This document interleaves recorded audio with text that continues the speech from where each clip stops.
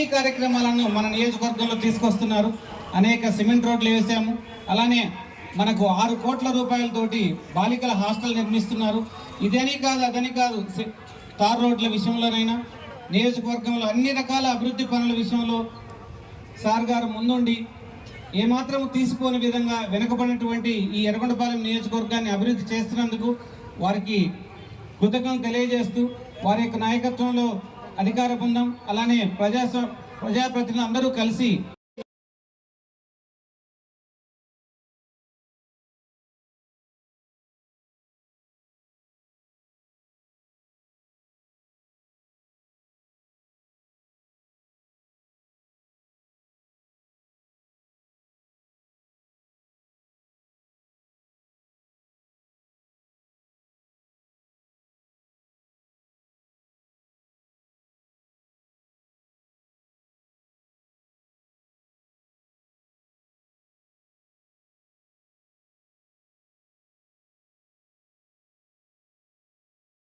నమస్కారం. ముఖ్యంగా ఎన్ని సమస్యలు ఉన్నప్పటికీ కూడా రాష్ట్రంలో ఆర్థిక లోటు ఉన్నప్పటికీ కూడా ఏవైతే సంక్షేమ పథకాలు చెప్పారో వాటన్నిటినీ అమలుపరుచుకుంటూ ముందుకు తీసుకువెళుతూ ఎటువంటి ఇబ్బంది లేకుండా చేస్తున్న కూటమి ప్రభుత్వానికి మనమందరం కూడా ధన్యవాదాలు తెలపాల్సిన అవసరం ఎంతైనా ఉంది. అదేవిధంగా మనం రాష్ట్ర స్థాయి జాతీయ స్థాయి మాట్లాడుకునే ముందు మన జిల్లా గురించి మాట్లాడుకోవాల్సిన అవసరం ఎంతైనా ఉన్నది. ముఖ్యంగా మన ఎర్రగొండపాలెం నియోజకవర్గంలో స్థానికంగా ప్రజల కష్టాలు తెలుసుకొని పరిష్కరించాలని వ్యక్తులు అతిథి నటులుగా వచ్చి వెళ్ళిపోతూ ఉన్నారు. పేపర్ స్టేట్మెంట్ ఇచ్చి వారెవరో మీకు తెలుసు. కానీ ఓడినా గెలిచినా మన ఎలక్షన్ బాబు గారు కూడా ప్రజల దగ్గరికి వెళ్ళారు. ఈ రాష్ట్రంలో కోలదోయబడుతూ ఉంది. రాజ్యాంగ వ్యవస్థలన్నీ కూడా నిర్వీర్యమైపోయి వైసీపీ అధికారంలో ఉన్నప్పుడు ఈ రాష్ట్రంలో అన్ని వర్గాల వారు, అన్ని ప్రాంతాల వారు తీవ్రమైనటువంటి ఇబ్బందులు, కష్టాలు ఎదుర్కొంటున్న పరిస్థితుల్లో ఆంధ్రప్రదేశ్లో ప్రజలు ఎలా ఉన్నారు, గ్రామాలు ఎలా అభివృద్ధి చెందాయని చెప్పేసి ప్రతిపక్షం ఉన్నప్పుడు అన్ని వర్గాల దగ్గరికి మనమందరం కూడా వెళ్ళినప్పుడు ఆ రోజుల్లో మనం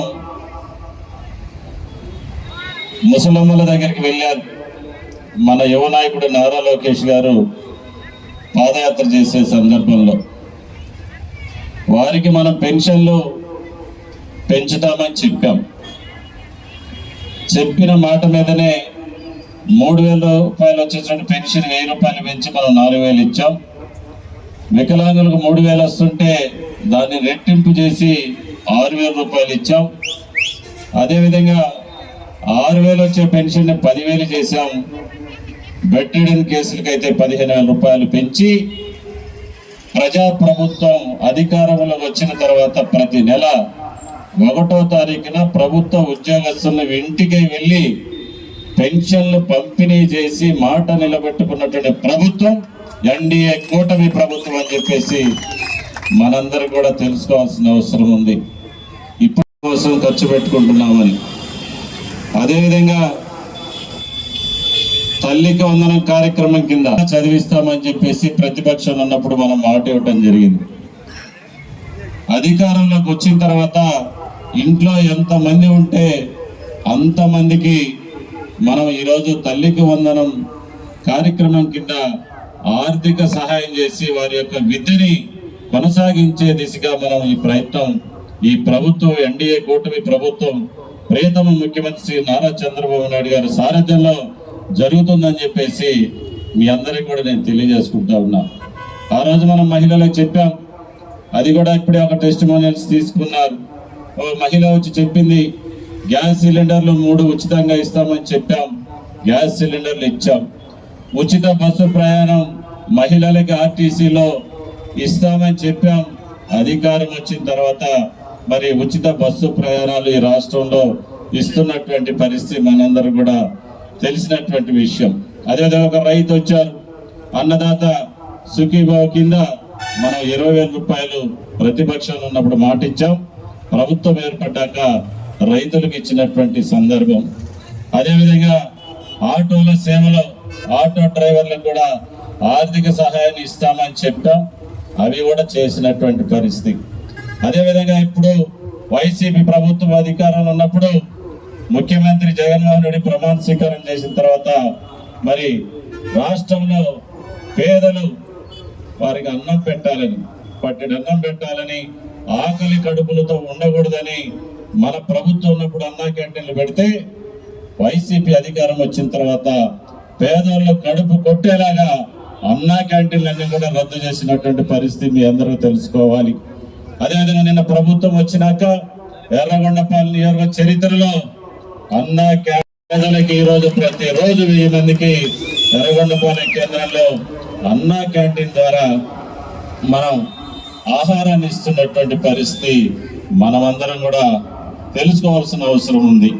అందుకనే ప్రతిపక్షంలో ఇచ్చిన మాట మీద కట్టుబడి ఈరోజు మన ఎన్డీఏ కూటమి ప్రభుత్వం పరిపాలన చేస్తున్నటువంటి పరిస్థితి. మనం ప్రతిపక్షంలో ఉన్నప్పుడు ప్రతి ఇంటికి వెళ్ళాం, ఈ నియోజకవర్గంలో ప్రతి ఇంటికి తిరిగాం, అందరికీ మాటలు చెప్పాం. ఆ మాటలని చెప్పినటువంటి వాగ్దానాల్ని ఒక్కొక్కటిగా మనం నెరవేర్చుకు వస్తున్నటువంటి పరిస్థితి మీ అందరి దృష్టికి నేను తీసుకొని వస్తాను.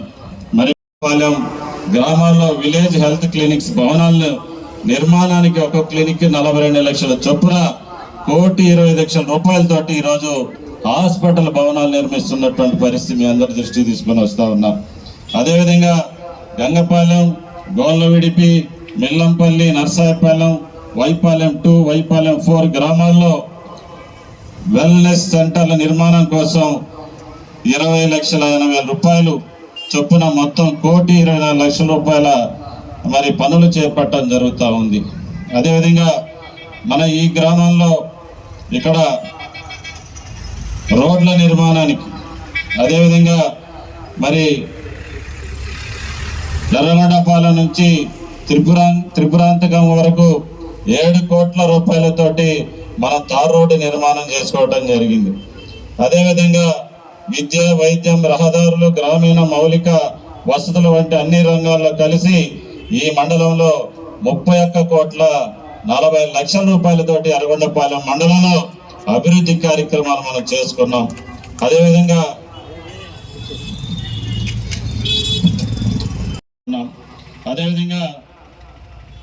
వైపాలెం నుంచి పుల్లల చెరువు రోడ్డుకి 2,85,00,000, గంగవరం, మల్లపాలెం, మానేపల్లి, నరజామలదొండ గ్రామాల్లో విలేజ్ హెల్త్ క్లినిక్కి 1,68,00,000 రూపాయలు.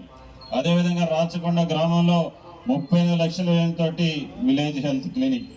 ప్రజల రవాణా అవసరాలను దృష్టిలో ఉంచుకొని ఎంపీఎస్సీ రోడ్ నుంచి మల్లపాలెం ఎస్సీ కాలనీ వరకు 1,40,00,000 నిధులతో తార్ రోడ్డు నిర్మాణం చేసుకున్నాం. అదేవిధంగా మరివేముల గ్రామంలో అక్కపాలెం నుండి మరివేముల R&B రోడ్డు వరకు 4,10,00,000 వ్యయంతోటి తార్ రోడ్డు నిర్మించి చరిత్ర సృష్టించాం. ఇంకా పుల్లచెరువు మండలంలో మొత్తం 19,23,00,000 నిధులతోటి వివిధ అభివృద్ధి కార్యక్రమాలు వెచ్చించి గ్రామాలను అభివృద్ధి చేసుకునే పరిస్థితి మనం చూసాం. అదేవిధంగా వైపాలెం దుర్గి రోడ్ నుంచి పుల్లల చెరువుకి 80 లక్షలు, గంగవరం టు మరివేల ఇంప్రూవ్మెంట్స్ రోడ్లకి 20 లక్షలు, మానేపల్లి టు పుల్లల చెరువు తీగలేరు ఇంప్రూవ్మెంట్ వర్క్స్కి 30 లక్షలు. టోటల్గా ఈ మండలంలో మొత్తం 24,33,00,000 ఈ మండలంలో జేజీఎం తోటి కలిసి 6 కోట్ల రూపాయలతోటి రేపు రాబోతా ఉంది. అది మన ప్రభుత్వం హయాంలోనే జరుగుతుందని చెప్పేసి మీ అందరికీ నేను తెలియజేసుకుంటా ఉన్నా. ఇంకా నాయకులందరికీ చెప్తా ఉన్నా, ప్రజలకు చెప్తా ఉన్నా, ఈరోజు రాయలసీమ హార్టికల్చర్ హబ్ కింద మన జిల్లా ఉండటం మనందరి అదృష్టం.